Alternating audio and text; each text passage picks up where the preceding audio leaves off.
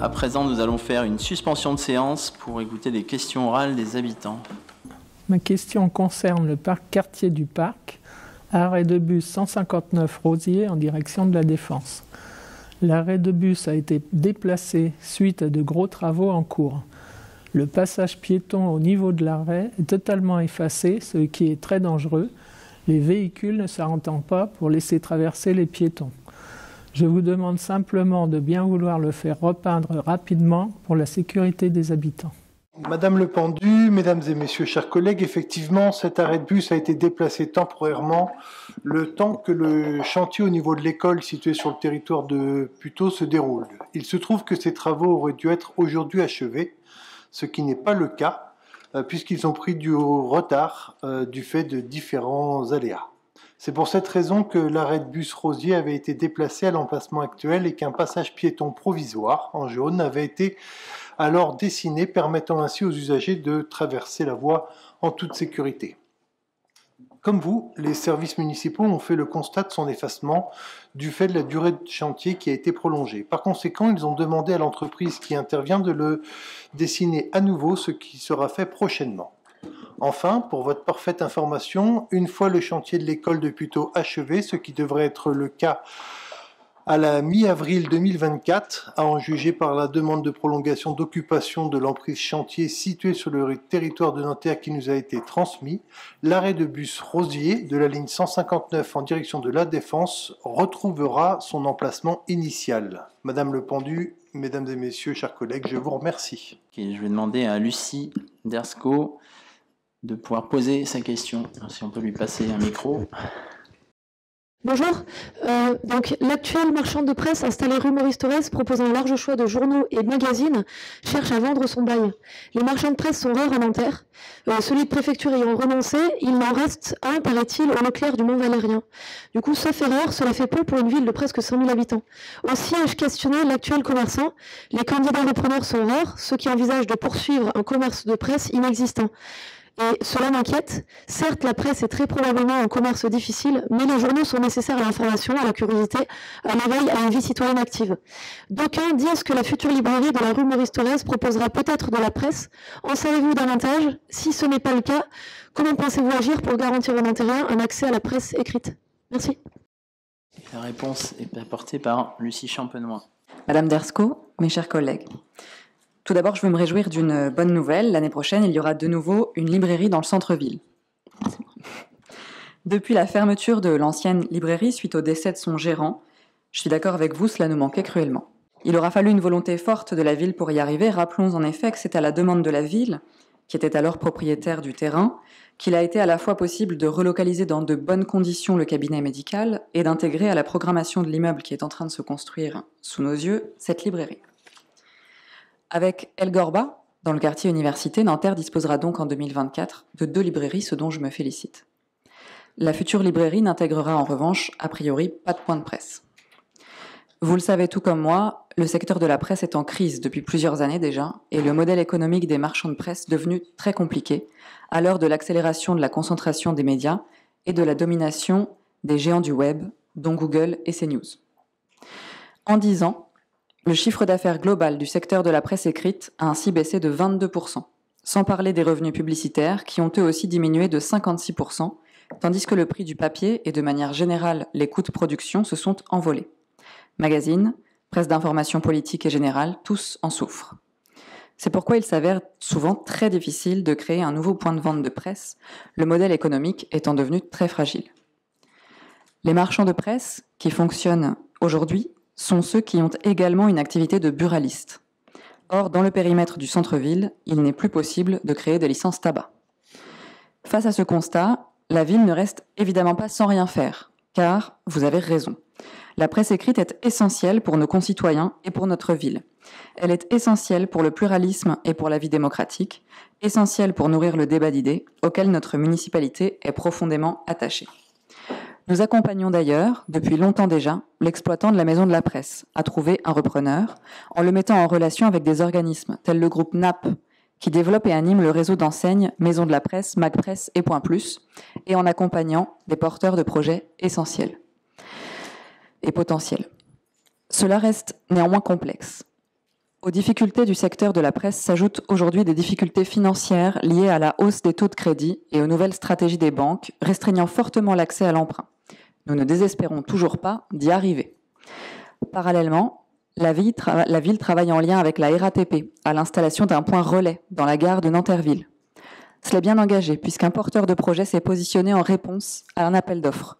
Nous espérons donc qu'il ouvre rapidement. Je rappelle enfin que la presse écrite est disponible dans nos médiathèques et aussi en ligne grâce à l'abonnement et aux ressources numériques dont disposent aujourd'hui nos médiathèques. Avec mon collègue Rachid Tayeb et l'ensemble de l'équipe municipale, vous pouvez donc compter sur notre engagement sur le sujet. Je vous remercie. Merci. À présent, nous allons passer à la question de Monsieur Giteau sur la mise en place d'équipements pour le tri de déchets et compostage. Et c'est Gilles Gaucher-Casalis qui répondra. Bonjour à tous. Je suis résidente du boulevard de Pessarro et j'ai constaté depuis plusieurs semaines l'absence totale de solutions de tri en bas des logements. En effet, les poubelles jaunes ont disparu et nous n'avons donc plus de solution afin de trier nos déchets. J'aimerais savoir quand des solutions pérennes seront proposées aux habitants des tours de Pessarro afin qu'ils puissent eux aussi contribuer à l'effort environnemental. De plus, avec l'arrivée du compostage obligatoire pour tous, je m'interroge sur les actions et les installations qui vont être mises en place à cet effet dans le boulevard de Pessarro. Je vous remercie pour votre temps. Je vous remercie pour cette question et plus encore pour votre engagement à contribuer à la transition écologique de Nanterre en commençant par la lutte contre la prolifération des déchets. Pour encourager le tri des déchets, la ville met à disposition des résidences des conteneurs avec un ratio habituel d'un bac de tri pour 2 bacs à ordures ménagères. À ce jour, sur les 5 résidences du boulevard Pessarro, nous comptabilisons 44 bacs à ordures et 22 bacs pour le tri.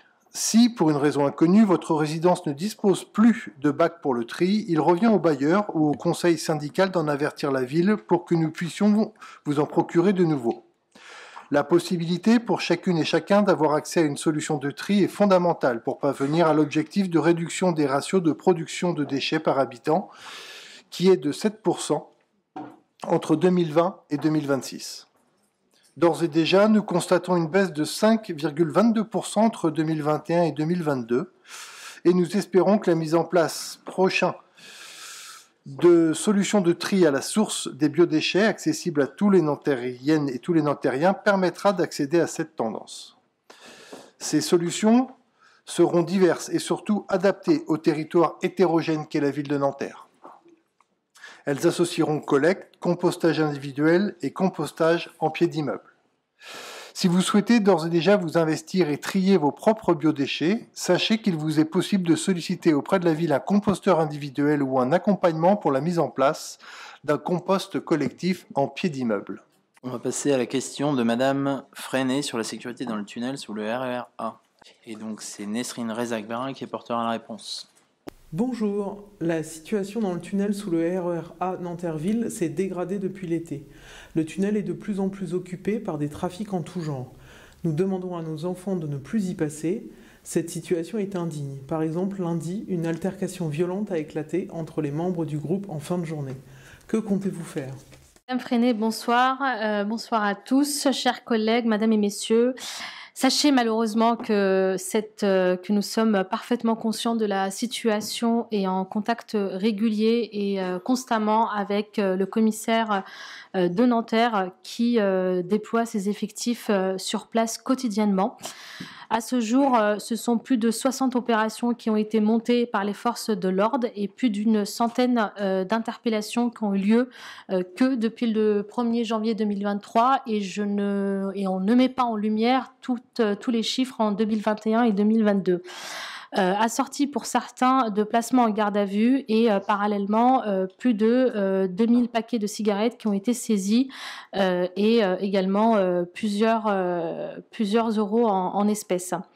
Afin de contribuer au travail de la police, la commune a récemment renforcé son dispositif de vidéo-surveillance dans ce secteur, permettant ainsi aux forces de l'ordre de visionner en direct les images captées par les caméras, ces dernières étant directement, et comme vous le savez, parce qu'on le rappelle à chaque conseil municipal, la ville de Nanterre a financé le CSU qui est relié directement au commissariat de Nanterre, et ça c'est très important que chacun d'entre nous puisse avoir cette donnée en soi. Donc les caméras sont directement reliées et la police nationale a directement les images de ce qui se passe sur la ville de Nanterre, qui porte ses fruits parce que grâce à ces images et grâce au travail de collaboration avec les différents membres, des interpellations se sont faites, comme je l'ai dit précédemment. Concernant les caméras, sur les 108 caméras sur la ville de Nanterre, on a déployé et on continue à le faire plus de 6 à 7 caméras qui sont dédiées vraiment que à la gare de Nanterre-Ville. Parallèlement, nos médiateurs, qu'ils soient de jour comme de nuit, y passent quotidiennement. C'est minimum pour les médiateurs de jour entre 4 et 5 passages pour échanger avec la population, essayer d'apaiser les tensions. Mais bien évidemment, je peux l'entendre que ce n'est pas assez, mais je le rappelle encore une fois, et c'est très important de le rappeler, ce n'est pas leur mission première. Mais d'apaiser les tensions et d'échanger, c'est très important. Nous avons également l'intervention de la police municipale qui intervient régulièrement et qui a saisi plus de 200 paquets encore il y a quelques mois et qui a procédé à plus de 80 évictions au niveau de ce secteur de vendeurs à la sauvette. De son côté, depuis le début de ce phénomène, ce qui n'est pas propre à Nanterre, et encore une fois c'est important de le dire parce qu'on est très nantario-nantérien. Ce qui se passe à Nanterre se passe également aux alentours. Ça touche la ville de Paris, ça touche également quelques villes du 92 comme Châtillon, Besançon et d'autres villes. Et encore une fois, c'est très important de le redire que ce phénomène touche toute la France et toute l'Île-de-France. Et c'est dans ce sens que, sous sa mandature, Patrick Jarry a interpellé à plusieurs reprises le ministère de l'Intérieur et le ministère de la Justice parce que actuellement, et ce qui est très malheureux, nous n'avons pas de réponse judiciaire. Et récemment, le maire de Nanterre, Raphaël Adam, a rappelé également toutes les préoccupations et en demandant au procureur de la République de prendre également sa part. Il y avait également, ce qui est très important, saisi le président du conseil départemental des Hauts-de-Seine, parce que le président du département des Hauts-de-Seine joue aussi un rôle important, parce qu'il héberge des mineurs isolés dans un hôtel situé à proximité de la gare, sans véritable accompagnement social, alors même que cette prise en charge relève de sa totale responsabilité. Or, cette situation contribue à la dégradation du climat dans le secteur et fournit au réseau de contrebande une main-d'œuvre de proximité qui facilite le trafic, le tout assorti de dégradation et d'incivilité que vous pointez et que malheureusement nous constatons toutes et tous. Nous avons bien sûr par ailleurs que les réponses pénales en la matière, comme je le disais précédemment, sont peu dissuasifs, bien que la vente de la sauvette constitue depuis 2019 un délit paisible d'une peine de 6 mois d'emprisonnement et de 3 750 € d'amende. Le parquet a d'ailleurs été réinterrogé et interrogé, comme je le disais, par le maire de Nanterre, Raphaël Adam, à ce sujet, auquel il a répondu qu'il travaillait à appliquer des peines complémentaires adaptées, notamment en direction des têtes de réseau. Comme vous le constatez, la municipalité, en lien avec les forces de l'ordre, la justice, est en alerte sur les acteurs impliqués, s'emploie à essayer d'endiguer ce problème et de mettre tous les moyens à notre disposition. Dans cet esprit, nous pouvons nous assurer de notre détermination, comme je le disais, à endiguer ce problème préoccupant à plusieurs points de vue, bien que nous reconnaissons qu'il s'agit là d'un travail de longue haleine et qui doit également porter sur la collaboration de toutes et tous et de tous les acteurs, police, justice, municipalité, et encore une fois, je le redis, le département a aussi sa part de responsabilité et de responsabilité. C'est d'ailleurs la raison pour laquelle la ville étudie actuellement d'autres possibilités, entraînant dans le champ de ses compétences afin d'apaiser ce secteur, en intervenant notamment sur le passage souterrain, qui est très difficile, on en est tous et toutes conscients, à surveiller compte tenu de sa configuration.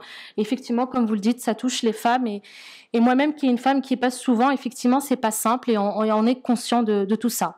Enfin, pour finir, et je resterai pas plus longue, et pour votre parfaite information, sachez que ce passage sera à terme rénové dans le cadre du projet de réaménagement des abords de la gare de la ville de Nanterville, et que les difficultés actuellement constatées seront prises en considération dans un projet de rénovation. Merci beaucoup.